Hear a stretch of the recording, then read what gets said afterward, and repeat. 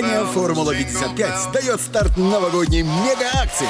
155 555 сомни. Не упусти свой шанс выиграть суперприз. Переходи на сайт formula55.tj. «Формула-55». Делайте ваши ставки, господа. дуруд ба шумо биёндагони гиромӣ, нашри навини барномаи футболи осиёро манзури шумо мегардонем. дар ҳоле ки мусобиқоти футболи кишвар дар мавсими соли 2021 ба анҷом расид, гурӯҳе аз футболбозони мамлакат ба дастаҳои футболи кишварҳои гуногун сафар мекунанд. Манучер Сафаров ва Ваҳдат Анонов, ки хеле пештар ба дастаи Персеполис гузаштанд, то ҳол шартномаашонро ба имзо нарасониданд. чун Федератсияи ҷаҳонии футбол ҳанӯз панҷараи бастаи худро барои Персеполис барои харидории футболбозони хориҷӣ накушодааст. даста имкон надорад ки бо ин бозигарони мо қарордодро ба поён расонад.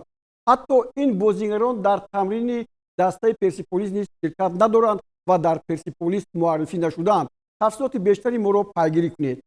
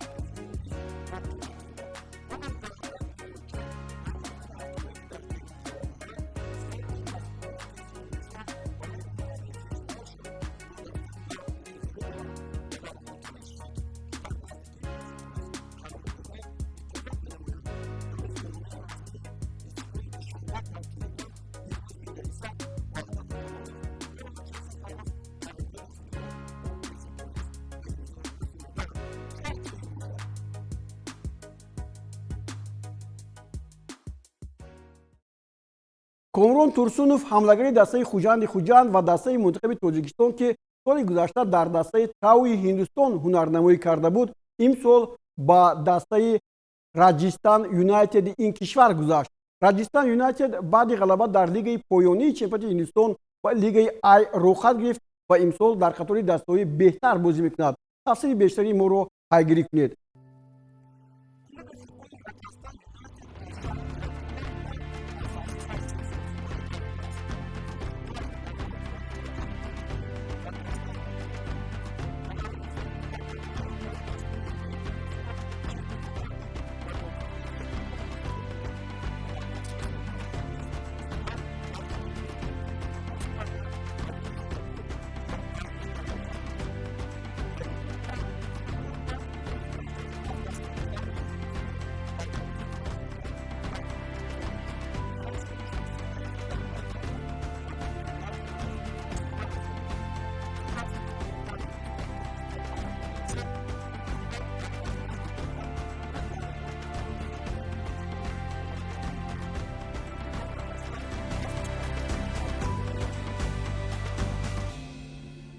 дар қитъаи Осиё боз як мусобиқаи дастаҳои мунтахаб бо риояти Конфедератсияи футболи Осиё бо номи Сузуки Кап дар ҷараён аст.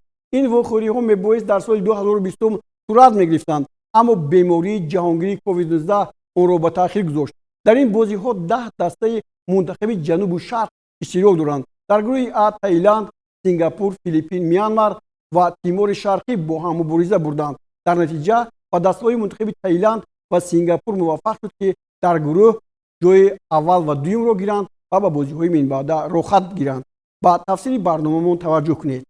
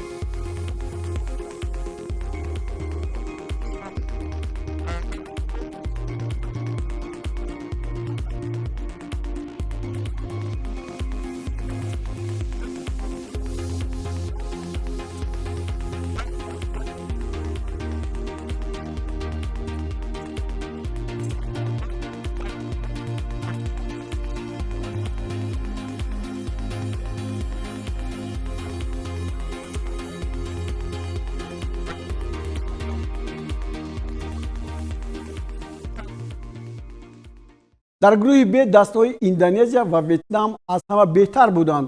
Малайзия, Камбодия аз ин қатор берун монданд ва мусобиқа ҳоло идома дорад. Mendapatkan gol kejutan dari gelandang Malaysia Togi Leswara di menit ke-15. Berawal dari clearance tidak sempurna oleh Irfan Jaya di daerah pertahanan Indonesia, Togi yang mendapatkan bola langsung melepaskan sepakan keras dari luar kotak penalti yang tidak mampu dibendung oleh kiper Indonesia. 1-0 untuk keunggulan cepat untuk menyamakan kedudukan. Berawal dari umpan lambung Rahmat Irianto, Witan Sulaiman yang lolos dari jebakan offside melepaskan umpan datar menyilang yang langsung disambut oleh Irfan Jaya.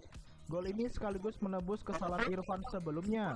Skor 1-1 untuk kedua kesebelasan. Lama dari gol pertama, Indonesia kembali menghentak publik Malaysia. Berawal dari tusukan Arhan Pratama dari sisi sebelah kanan pertahanan Malaysia, Arhan lalu melakukan tembakan langsung ke arah gawang. Namun bola hanya membentuk bek Malaysia, Ghazali. Tidak menyia-nyiakan kesempatan, bola liar langsung disambut oleh Irfan Jaya. Skor 2-1 untuk gol cantik ala Marco Asensio pada menit ke-50.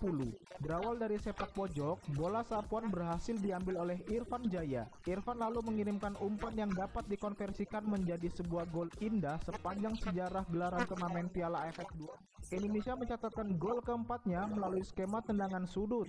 Berawal dari umpan sudut oleh Evan Dimas, Bagot yang unggul dari segi fisik dengan mudah menyundul bola untuk memperbesar keunggulan Indonesia. دوستان گرامی در همینجا برنامه نوبتی فوتبال آسیا را به انجام می‌رسانیم. مقصد ما ترغیب فوتبال تاجیکستان و آسیا است. از خبرهای نوین خفا نمانید و برنامه ما را هر هفته در این ساعت تماشا کنید. با آرزوی خانوادگی، شب خوش و استراحت با فراغت شما برنامه خود را به پایان رسانیدیم. خیر، تو بازدید خود را احتیاط کنید.